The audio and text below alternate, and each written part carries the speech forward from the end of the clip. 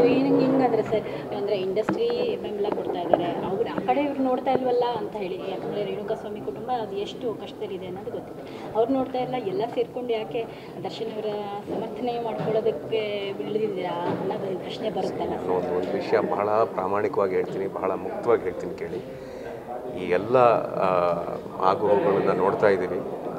ನಾನು ಮುಕ್ತವಾಗಿ ಹೇಳಬೇಕು, ನಾನು ಇದನ್ನು ಬೆಳವಣಿಗೆ ಅಂತ ಹೇಳೋಕ್ಕೆ ಇಷ್ಟನೇ ಪಡೋದಿಲ್ಲ ಆಯಿತಾ. ಇದು ಒಂದು ಕಹಿ ಘಟನೆ. ಈ ಕಹಿ ಘಟನೆಯಲ್ಲಿ ಬೇಸರ ಎಲ್ಲ ವರ್ಗದಲ್ಲೂ ಒಂದು ಬೇಸರ ಇದೆ, ಬೇರೆ ಬೇರೆ ರೀತಿಯಾಗಿ ಬೇಸರ ಇದೆ. ಆದರೆ ಅದಕ್ಕೆಲ್ಲ ಬಗೆಹರಿಸಬೇಕು ಅಂತ ಹೇಳಿದ್ರೆ ಅದಕ್ಕೆ ಕಾಲನೇ ಉತ್ತರ ಕೊಡೋದು. ನಾನು ಏನೂ ಉತ್ತರ ಕೊಡೋದಕ್ಕಾಗೋದಿಲ್ಲ. ನನ್ನ ಬೇಸರ ಮಾತ್ರ ವ್ಯಕ್ತಪಡಿಸ್ಕೋಬೋದು.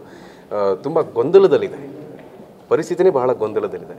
ಈ ಸರಿ ತಪ್ಪು, ನಾನು ಸರಿ ನೀನು ಸರಿ, ಅವ್ರು ತಪ್ಪು ಇವ್ರು ತಪ್ಪು ಅನ್ನೋದೆಲ್ಲ ಅಲ್ಲ. ಅದನ್ನೆಲ್ಲ ಮೀರಿ ಒಂದು ಉತ್ತರ ಬರಬೇಕಾಗಿದೆ. ಆ ಉತ್ತರ ಕಾಲನೇ ಕೊಡುತ್ತೆ, ನಾನು ನೀವು ಹೇಳೋಕ್ಕಾಗಲ್ಲ. ಸಿನಿಮಾ ಈಗ ಮದನ ಪ್ರಕಾಶ ಕುಟುಂಬದವರೇ ಆ ಸಿನಿಮಾದ ತುಂಬ ನೋವಲ್ಲಿದ್ದಾರೆ. ಹೌದು, ದೊಡ್ಡ ಕಷ್ಟ ಅಲ್ವಾ ಅದು. ಮುಂದಕ್ಕೆ ಹೇಗಪ್ಪ ಅನ್ನೋ ಒಂದು ಚಿಂತಾಜನಕ ಪರಿಸ್ಥಿತಿ ಅದು.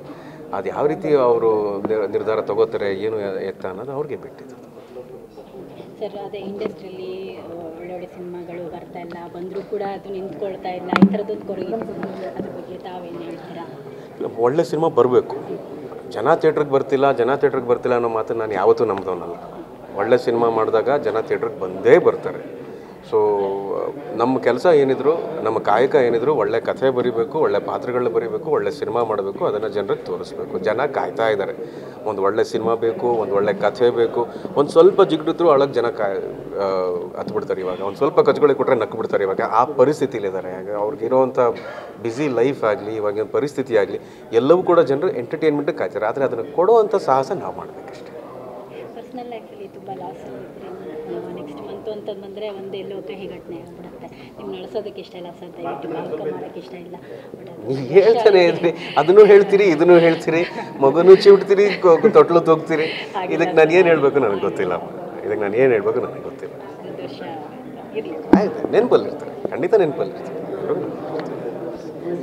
ಥ್ಯಾಂಕ್ಸ್.